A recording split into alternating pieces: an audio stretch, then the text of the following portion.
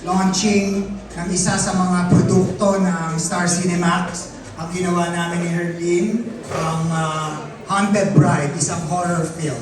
Opo. Sana po panoorin niyo po ito dahil ito rin po yung unang pagkakataon na nakasama ko si Sir Mon sa horror.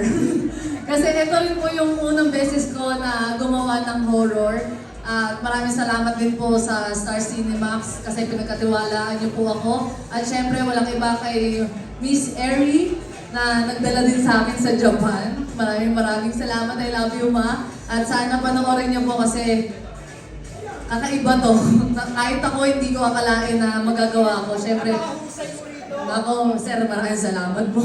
At syempre, tulong din po ni Direk. Maraming salamat po. Direk Chris. Direk, ba't na-jump ka?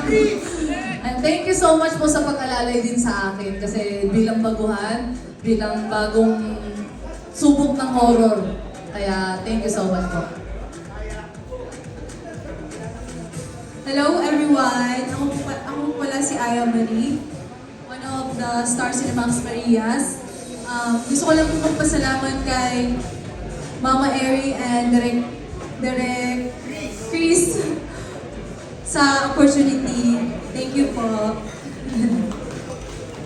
Hello everyone, ako pala si Miles Chua. Gusto ko lang magpasalamat kay Direk at saka kay Mama Eri. Thank you.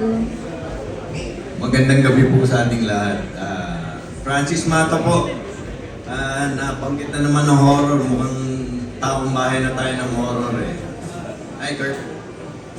Maraming salamat po, Sir Cinemax. Panoorin po natin ang Haunted Bride. Masisiyahan po kayo. Since nandun po si Arlene, meron pa rin kahit ng comedy. Direct